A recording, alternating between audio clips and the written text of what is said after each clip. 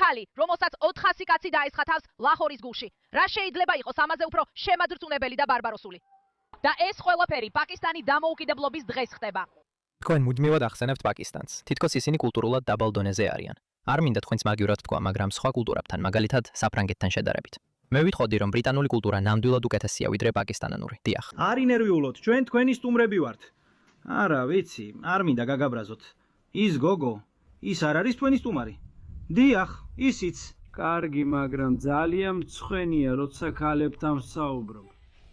ეს კადრები პაკისტანშია გადაღებული და ეს ვიდეო ტიკტოკერისაა, რომელსაც 400-ზე მეტი პაკისტანელი კაცი ესხმის თავს. და ვფიქრობ, ეს პირდაპირ გვეუბნება ყველაფერს, რაც უნდა ვიცოდეთ. რადგან ამჟამად ყველას აინტერესებს რა ხდება ამ სექსუალური ექსპლუატაციის ბანდებთან დიდ ბრიტანეთში და როგორ შეიძლება ის საერთოდ ხდებოდეს. მივხვდი, რომ იქნებ ცოტა უფრო ღრმად ჩავიხედოთ პაკისტანურ კულტურაში, რომ ზუსტად გავიგოთ, რა ტაქტიკებია და როგორ მოქმედებენ. ჩვენ იმ წერტილამდე მივედით, სადაც 250,000 გოგონა სისტემატურად გააუპატიურეს მთელ დიდ ბრიტანეთში.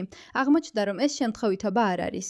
ეს საკმაოდ ეფექტურად ხდება იმ კულტურის მიერ, რომელიც ამას სჯერა. მოდით ვნახოთ. პაკისტანში შოკის მომბრელი ვიდეოები, სადაც სოციალური მედიის ინფლუენსერს 400-ზე მეტი მამაკაცი ესხმის თავს. ეს ლაჰორის გულში ხდება. ან ბარბაროსებმა ქალი ჰაერში ასწიეს, ან საცმელი შემოახიეს ვიდეოს გადაღების გამო. აი რა მოხდა ირონიულად პაკისტანის დამოუკიდებლობის დღეს. უკან ერთი ქალი, რომელსაც 400 მამაკაცი დაესხა თავს ლაჰორის გულში. რა შეიძლება იყოს ამაზე უფრო შოკის მომგვრელი და ბარბაროსული? და ეს ყველაფერი პაკისტანის დამოუკიდებლობის დღეს ხდება. დაუცველი ქალი, TikTok-ის ვარსკვლავი, 400 კაციანი გარყვნილი ბრბოს მიერ იქნა ბიძგული, შეხებული, სილა მოხვედრილი და ჰაერში აგდებული. ეს ყველაფერი კამერებზე გადაიღეს იმ ადამიანებმა, რომლებიც გვერდით იდგნენ და მთელია შემთხვევა უყურეს. საზიზღარი დანაშაული მოხდა ისტორიულ მინარე პაკისტანთან, Great Iqbal პარკში, ლაჰორში.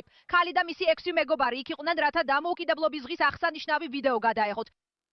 ვიდეოს გადაღების დროსვე რამდენიმე მამაკაცი მიუახლოვდა TikTok-ის ვარსკვლავს და მასზე ძალადობა დაიწყეს. მალე იქ მყოფი ყველა მამაკაცი ამ ძალადობაში ჩაერთო. საშინელებაა ის, რომ ასობით კაციდან არც ერთმა არ სცადა ქალის დახმარება. საბოლოოდ ქალმა მოახერხა ბრბოსგან თავის დაღწევა და გაქცევა. ფიქრობ, უნდა ვკითხოთ საკუთარ თავს. რატომ არ სცადა არც ერთმა ადამიანმა უდანაშაულო ქალის დახმარება? რადგან ყველამ ვიცით, რომ კაცები ბუნებრივად ცდილობენ თავიანთი ქალების დაცვას, ხომ ასეა? მაგრამ არა, პაკისტანურ კულტურაში ასე არ არის. იქ ფიქრობენ, რომ ქალებს უნდა მოექცნენ, არ ვიცი, ცოტა სხვანაირად. მოდით ნახოთ ეს ვიდეო, რომელიც ძალიან გავრცელდა. ეს ჩემი ცოლია. ცოლი, დიახ ბატონო, ასე არ უნდა მოექცე შენს ცოლს. რა თქვი? მაშა მგონი ეს ჩემი ჯანმრთელობაა. ძალიან კარგია, ძალიან ჯანმრთელია. 1, კარგი. ეს არის 100. ჯამთელი, რას გულისხმობ? და ის შენზე ნაკლებად ჯამთელია. რა? მე. გოგოერ. შავი სახლი, ნაკლები, არც ისე. ნაკლები. კარგი.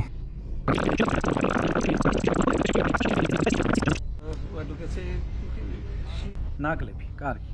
მაგრამ რას გულისხმობთ? ეს ჯანსაღი ნიშნავს მსუქანს. არა, გთხოვთ, თუ იტყვით ის იმედგაცრუებული იქნება. რატო იქნება ის იმედგაცრუებული? ჯანსაღი ნიშნავს მსუქანს. ძალიან მსუქანი. არა, გთხოვთ, ნუ მიაქცევთ ყურადღებას. ეს ქალი არ გამოხატავს კარგ პაშტუნურ სტუმართმოყვარეობას. დიახ, ბატონო. არა, შესანიშნავი სტუმართმოყვარეობა. არა, ჩვენ გვაქვს შესანიშნავი სტუმართმოყვარეობა, როცა გეუბნებით, რომ ამ ქალთან არ უნდა იყოთ, რადგან ის თქვენზე მსუქანია. ანუ, კიდევ ერთხელ გარდა იმისა, რომ ეს ცოტა უცნაური რამაა სათქმელად, შეიძლება იფიქროთ, რომ ეს კულტურულად ნორმალურია. როცა ადამიანებს უფრო მსუქნებად ან ნაკლებად მსუქნებად აღწერენ. თუმცა მინდა ამ ფაქტზე დაფიქრდეთ. ყველა ის კაცი, ვინც იგზის, იცინის, იღიმის, ამ თემაზე საუბრობს ამ კაცთან ერთად, ზის ცოლის გვერდით. ეს არ არის საუბარი, რომელიც ამ ქალის გარეშე სადმე სხვაგან პატივისცემის გამო მიმდინარეობს. იცით, ასე გონია. არა. მათ არანაირი პრობლემა არ აქვს. დასცინონ და დაამცირონ ის მაშინაც კი, როცა ქალი იქვეზის. და ეს გაფიქრებინებს, როგორ ექცევიან ისინი საკუთარ ქალებს. მე ასე ვფიქრობ. რა არის? მე ასე არ ფიქრობ. რატომ? იმიტომ რომ ამას ვერ იტყვი. ეს არ არის ასე ამონო. არა, ეს ზოგადია, ეს ზოგადი საუბარია. ასე არ არის. არა, ეს უხეშობაა. ვინ რა? ეს უხეშობაა. არა. კი. რატომ უნდა იყოს ეს უხეშობა? რატომ უნდა იყოს უხეშობა, რომ გითხრათ, რომ თქვენზე დაბალი დონის ადამიანზე დაქორწინდით? რატომ უნდა იყოს ეს უხეშობა, გოგოებო? დიახ ბატონო, რატომ იყავით ამის გამო გაბრაზებული?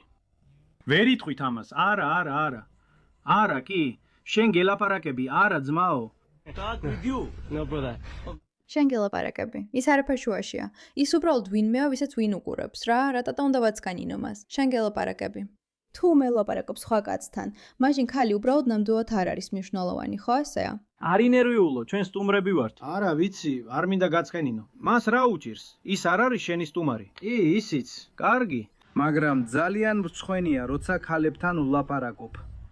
ასე რომ მრცხვენია. ხო.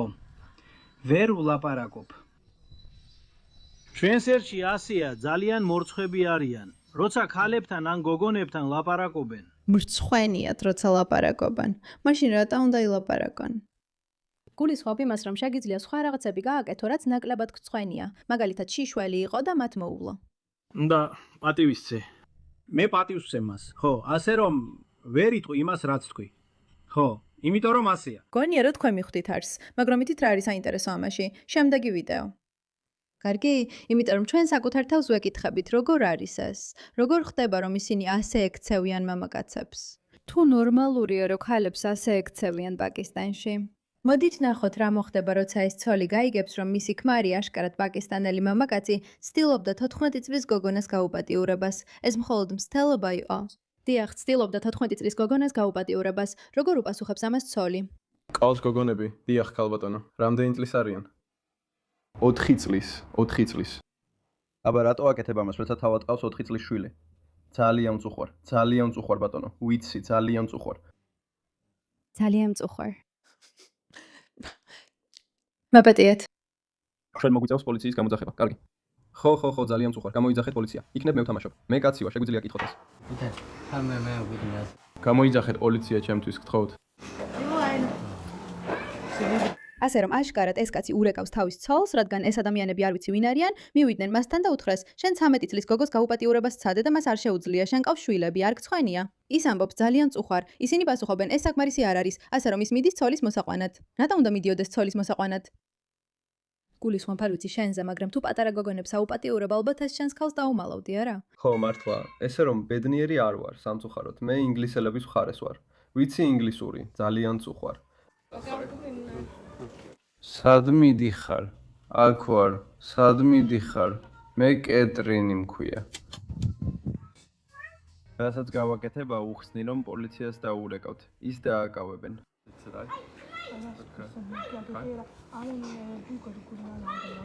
შენ ინგლისურად. ის დღეს დააკავებენ. დამიჯერე, მე მისი ცოლი ვარ. შენ მისი ცოლი ხარ? კი, მაგრამ მან ბევრი პრობლემა შექმნა. მე ჩემი ცოლი აქ მყავს, ყველაფერი ჩემშია, ეხლა შენ გარეთ ხარ. ჩემი გარანტია, კარგი? ვერ უსმენ. პოლიცია წამიყვანს. პოლიცია შენ გეძებს. კომენტარებში გკითხავ. ვინც ვერ მიხვდით, მისი პასუხია: "მან არ იცოდა, რომ ეს არალეგალური იყო." გთხოვთ, გპირდებით, ის ამას აღარასდროს გააკეთებს. რას აღარ გააკეთებს? ჩემი ქმარი პატარა გოგო გააუპატიურა, რას ამბობთ? არა, მისი პასუხია: "არ ვიცოდი, რომ ეს არალეგალური იყო." რაც გაძლევს იმის გააზრების საშუალებას, რომ შეიძლება ეს პრობლემა ღრმად სისტემურია ქალების კულტურაში, სადაც ისინი რეალურად ფიქრობენ, რომ ეს სრულიად ნორმალურია. ეხლა ის რომ არ იცოდა ეს რო კანონიერი საკითხი იყო, ასავა ერთ-ერთი ის თემაა, რომელსაც ამ ადამიანებს ძალიან უყვართ წინ წაწევა. მოდით უყუროთ ამ კაცს.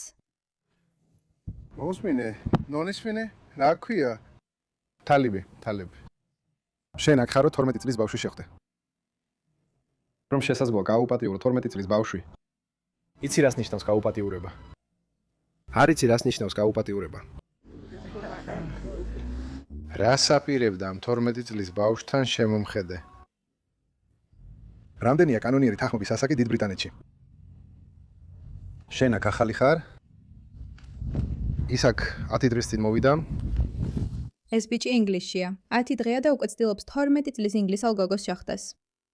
მაგრამ მე არ ვიცოდი როგორ მუშაობს ეს. როგორც ჩანს ეს რაღაც განმეორებადი საბაბია. არ ვიცოდით რომ ეს არალეგალური იყო. ეხლა ერთადერთი მიზეზი რატომაც მათ არ ეცოდინებათ რომ ეს არალეგალურია, ან ტყუიან, ან ეს მათ ქვეყანაში არალეგალური არ არის და სრულიად ნორმად ითვლება. ან ეს მათ იმ მხარეში მოქმედმა გრუმინგის დაჯგუფებებმა უთხრეს რომ ეს სრულიად მისაღებია და უბრალოდ გააკეთონ.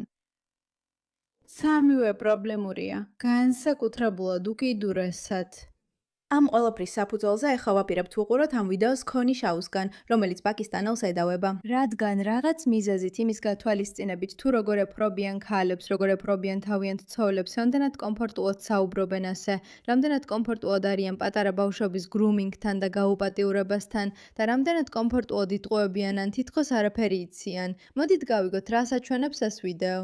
შენ მუდმივად ახსენებ პაკისტანს, თითქოს ისინი კულტურულად რაღაცით დაბალ დონეზე არიან, არ მინდა სიტყვები ჩაგიდო პირში, მაგრამ თითქოს სხვა კულტურებთან, მაგალითად ფრანკფურტთან შედარებით. ვამბობ, რომ ბრიტანული კულტურა ნამდვილად უკეთესია, ვიდრე პაკისტანური კულტურა, დიახ. კარგი. მაშ პაკისტანური კულტურის რომელი კონკრეტული ნაწილებია დაბალ დონეზე? თქვამდი, რომ ღვთისმგმობელობისთვის სასჯელები. ეს პაკისტანური კულტურის ნაწილი არ არის. პაკისტანში არიან ადამიანები, რომლებსაც ღვთისმგმობელობისთვის სიკვდილით სჭიან. ვით რომ ახმადია მუსლიმები სახელმწიფო დევნას განიცდიან. ეს პაკისტანური ისლამი არ არის, ეს უფრო პაკისტანის სახელმწიფოებრიობაა. ეს პაკისტანში ხდება. ასე რომ თუ ამ ქვეყანაში ბევრი ადამიანი პაკისტანიდან ჩამოვა, ეს აქაც დაიწყება. და ეს მოხდა 2016 წელს, როცა მუსლიმმა ბრედფორდიდან მთელი გზა გაიარა გლაზგომდე, რათა მოეკლა ახმადია მუსლიმი. მიუხედავად იმისა, რომ თვითონაც მუსლიმი იყო, იმის გამო, რასაც ის ღმერთის გმობად თვლიდა. ეს მაგალითია. მაგრამ ფიქრობთ, რომ ეს პაკისტანელებისა და პაკისტანური კულტურის ზოგადი შეფასებაა? თუ ამას უმრავლესობად მიიჩნევთ. რაც ამ ქვეყანაში ხდება, როცა გარკვეულ დანაშაულებს უყურებთ, მაგალითად ბავშვების სექსუალური ექსპლუატაციის ბანდებს, ფაქტია, რომ პაკისტანელი მამაკაცები არაპროპორციულად არიან წარმოდგენილნი ამაში. და ეს ძალიან სამწუხაროა ეს. ეს კონკრეტული სფეროა, ხო ასე? ჩვენ ვიცით, რომ მინიმუმ 50 ქალაქსა და დასახლებაში გაერთიანებულ სამეფოში ეს დანაშაული მოხდა. პაკისტანიდან იმიგრაციამ ამ ქვეყანაში ბევრი პრობლემა გამოიწვია. ეს არ ნიშნავს, რომ ყველა პაკისტანელი, ან პაკისტანელი წარმოშობის ადამიანი, ვინც აქ ჩამოვიდა, პრობლემებს ქმნის. მაგრამ იქ სადაც გვაქვს ეთნიკური ანკავების დიდი პრობლემა, მაგალითად ბრედფორდში ბიძაშვილებზე ქორწინება, ეს ერთ-ერთი მიზეზია, რის გამოც ბავშვთა სექსუალური ექსპლუატაციის ბანდებს მოქმედების საშუალება ჰქონდათ. რადგან მათ შორის ნათესაური კავშირი არსებობდა, ვინც გოგონებს საუბრებს საუპატიურებდა. მათგან ბევრი ძმა და ბიძაშვილი იყო და პაკისტანში ოჯახის მოდელის ტომური ბუნების გამო ბიძაშვილებზე ქორწინების გამო. ეს ნიშნავდა, რომ ოჯახებს შორის კავშირები ძალიან მჭიდრო იყო, რაც ჩვენ ბრიტანეთში და დასავლეთის უმეტეს ნაწილში არ გვაქვს, რადგან ბიძაშვილებზე ქორწინება დიდი ხნის წინ აიკრძალა. ამაზე პაკისტანელთან არ გისაუბრიათ? პირადად მე არ მისაუბრია, მაგრამ ბევრი კვლევა ჩავატარე გრუმინგ ბანდებსა და ვცადე გამეგო და მომესმინა ორი ექსპერტისთვის ამ საკითხზე. რომელ სხვა კულტურაში შეგიძლიათ წარმოიდგინოთ მასშტაბურად, რომ უბრალოდ თქვენს ბიძაშვილებთან ძმასთან ან თუნდაც მამასთან ერთად ახალგაზრდა გოგონების გაუპატიურებაში მიიღოთ მონაწილეობა. ცხადია. ამ კონკრეტული კულტურიდან. ეხლა ჩვენს ქვეყანაში გვაქვს პრობლემები მასობრივი მიგრაციის შედეგად ამ კულტურიდან. როდესაც საუბრობთ მრავალკულტურიანობის პრობლემაზე, ამ ქვეყანაში მასობრივი მიგრაციის შედეგად წარმოშობილი ბევრი კულტურული პრობლემა მოდის მუსლიმური ქვეყნებიდან. იმიგრაციამ ამ ქვეყანაში ნამდვილად შეცვალა ჩვენი პოლიციის მუშაობის წესი, მაგალითად მართლმსაჯულების სისტემის ფუნქციონირება. ის თუ რა შეიძლება ან არ შეიძლება ითქვას სამუშაო ადგილზე. მან ნამდვილად შეცვალა ჩვენი კულტურა იმ დონემდე, რომ ეხლა გვაქვს CPS, რომელიც ცდილობს ადამიანების დაპატიმრებას ისლამის ინსტიტუტის შეურაცხყოფისთვის. ან პარლამენტის წევრები მოითხოვენ წმინდა წიგნების შეურაცხყოფის კრიმინალიზაციას. და ჩვენი პრემიერ-მინისტრი ეთანხმება ამას. გულისხმობ იმდენი მაგალითია, რომელსაც ყოველდღე ვხედავთ სიტყვის თავისუფლების კავშირში, როგორ ახდენს ბაქთაუს მიერ ისლამური ღვთისმგმობელობის კანონების გავლენა რეალურ ზემოქმედებას ჩვენს ქვეყანაში. და ეს არ მოხდებოდა მასობრივი მიგრაციის გარეშე. გულისხმობ. ფიქრობ, ეს საკმაოდ კარგად აჯამებს ყველაფერს, რაც ამ თემაზე გვინდოდა გვეცადა. თქვენ რას ფიქრობთ? მადლობა ყურადღებისთვის.